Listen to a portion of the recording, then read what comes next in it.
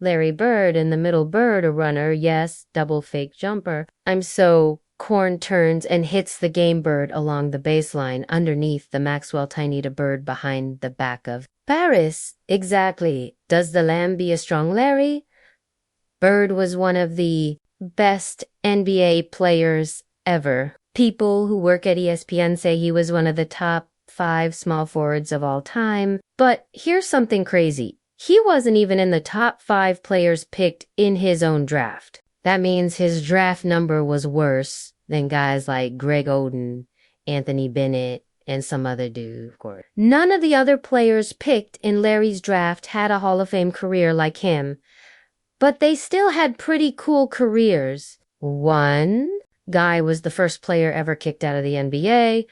Another guy turned out to be the dad of one of the best NBA shooters ever. Here's their crazy story. The number 1 pick in the 1978 draft was Michael Sweet Bells Thompson. He was the first player from another country ever picked first. At 6 feet 10 inches tall, Michael was a good power forward who played 7 seasons in Portland. His best season was in 1981 when he scored 20 points, grabbed 11 rebounds, and got 3 assists per game. Michael played half a season with the Spurs before getting traded to the Lakers in February of 1987.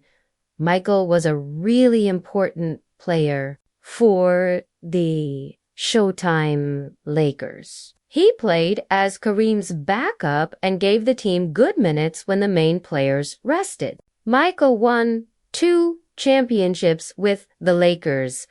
The first championship was in 1987 against Larry Bird and the Celtics. In Game 6 of that series, Michael scored 15 points and grabbed 9 rebounds. The Lakers won again in 1988, beating the Detroit Pistons in 7 games. Michael kept playing the backup center job until 1991 when he stopped playing.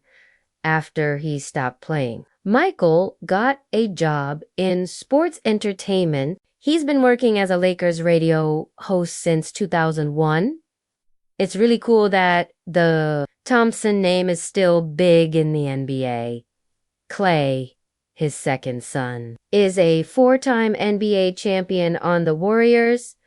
Applause, music applause. Thompson goes inside and dunks. Was most recently in Maui for the Lakers Showtime reunion. The team probably celebrated beating Larry in 1987, but we have to give Larry credit. He made sure to get 3 rings of his own. The number 2 pick in the NBA draft was a college legend named Phil Ford.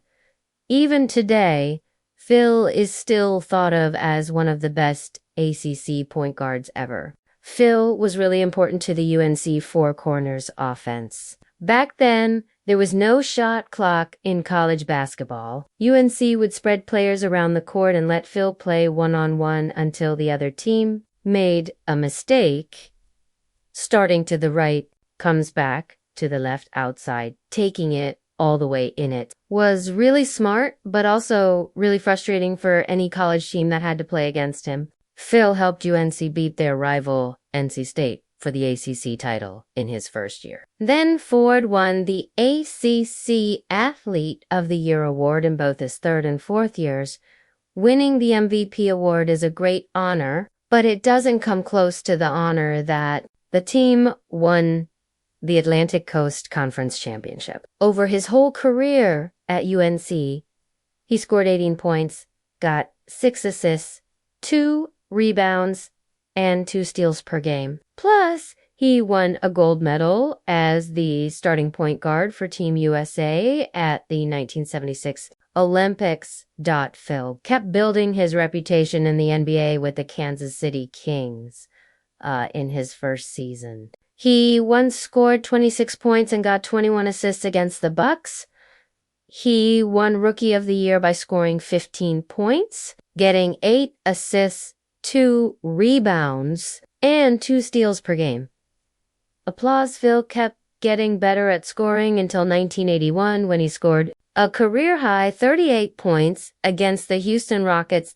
Play billboard, what a play, 360 as the old 360. Special, but just weeks later, Phil had to get surgery because of a season-ending eye injury. Phil came back in 1982, but was never the same player. He got traded to the Nets and then to the Bucks in the same season. He finished his career with the Houston Rockets from 1983 to 1985. In 482 games. Phil scored 11 points, got 6 assists, and 1 rebound per game. Meanwhile, Larry Bird was busy winning back-to-back league MVP awards and NBA championships. Phil stopped playing and went back to as an assistant coach in 1988. He helped the team win the NCAA tournament in 1993. Phil stayed on the UNC staff until 1999. Then from 2004 to 2010, Phil coached briefly in the NBA with the Pistons, Knicks, and Charlotte Bobcats. Even though Phil and Larry both had amazing college careers, Phil Ford's NBA career was nothing compared to the guy drafted 4 picks after him. Rick Roby was a 6'11" tough center from Florida. He could move well, grab rebounds, score, and made every team he played on tougher. Rick won an NCAA championship in his last year at UK in the championship game. He scored 20 points and grabbed 11 rebounds. Well, he made a good pump fake, went all the way across shot there. Also, Indiana was really excited to get him with the 3rd pick. But Rick only played 43 games in Indiana before getting traded to the Celtics for small forward and all-star Billy Knight.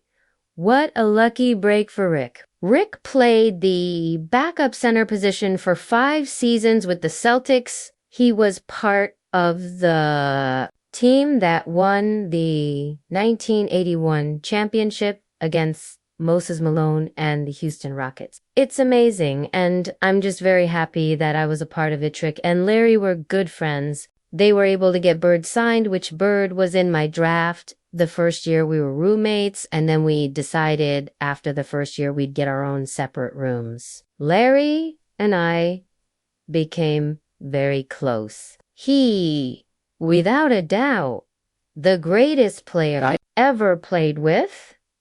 But Rick got traded to Phoenix in 1983 and missed the best years of Larry's NBA career. His role got smaller, and Rick stopped playing in 1986. He played 493 games and scored 7 points and grabbed 4 rebounds per game. In the 1990s, he became a successful real estate agent in Kentucky and still works in that business today. This summer, when I'm in Kentucky, I'm going to go by the governor's house and show him this world championship ring. The 4th pick, Michael Ray Richardson, was supposed to be New York's next Walt Frazier. If you don't know who that is, he's one of the 50 greatest players of all time. Like Walt, Michael could create his own shot, pass, rebound, and play really good defense on the outside for a short time in his career. Michael was almost as good as Hall of Fame point guards like Isaiah Thomas and Magic Johnson. Michael Ray was a guy who played just like I've played. Every time I saw him, he went right at me. In his 2nd season with the Knicks, Michael scored 15 points, got 10 assists, 6 rebounds, and 3 steals per game. 3 seconds to go, right? Now Richardson, let's fly, he became the 3rd player in NBA history to lead the league in both assists and steals. He made the All-Star team every year after his first season with the Knicks in 1982. He got traded to the Warriors in exchange for Bernard King, but he only played 33 games before getting traded to the New Jersey Nets. During this time, Michael was dealing with drug problems and his career started going downhill.